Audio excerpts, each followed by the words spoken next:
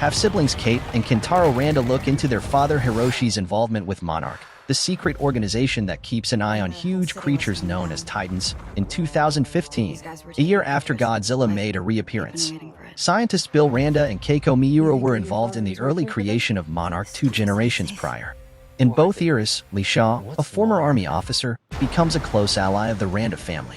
Godzilla has made intermittent appearances on Legacy of Monsters throughout the season. The enormous reptile appeared in both the 2015 timeline that the show is set in and the past, in a flashback to G-Day in San Francisco.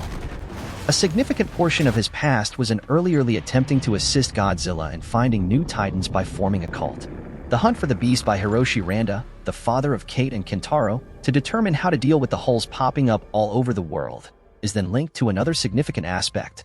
Hiroshi started conjuring Godzilla with the Titan phone, just as Lee does after he, Kate, and May fall into the hollow earth, all the while ignoring the mayhem he was unintentionally unleashing. They meet Keiko, who has spent the last 57 days lost down there. On the surface, though, she's been gone for almost 60 years because of time dilation. They intend to repair the ship Lee left behind during a brief expedition in 1962, as well as the phone that Keiko dropped off of during her trip to Kazakhstan.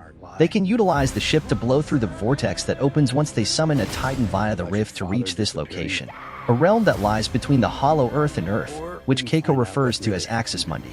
The only issue is that a Titan doesn't emerge from the rift when they engage the setup Lee prepared.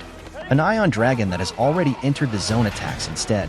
Fortunately, Godzilla is called forth by the phone, and he emerges through the portal to pursue the flying monster.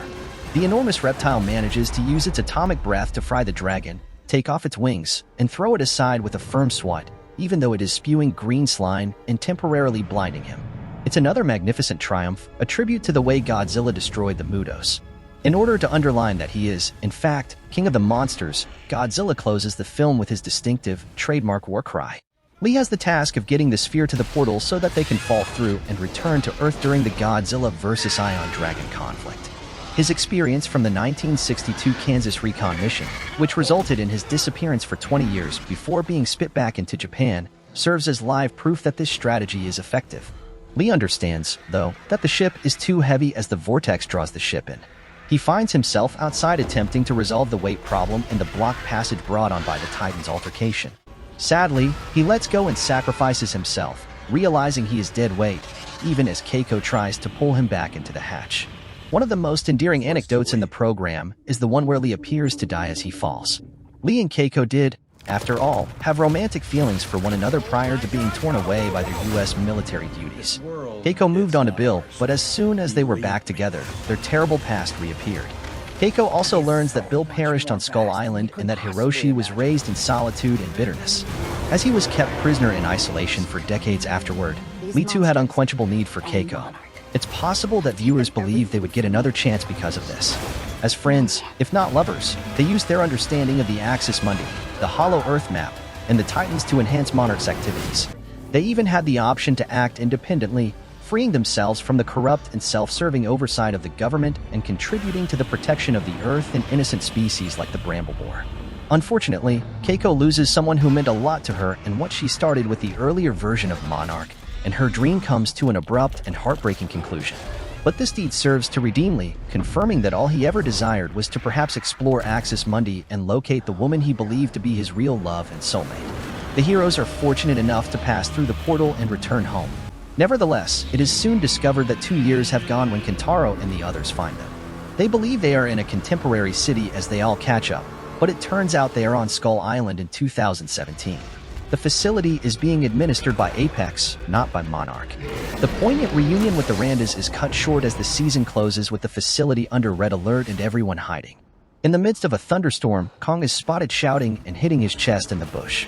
He might be merely reminding them of his dominance, or he might be enraged. It's surprising considering Monarch, not Apex, was in charge of Kong in 2019's Godzilla, King of the Monsters.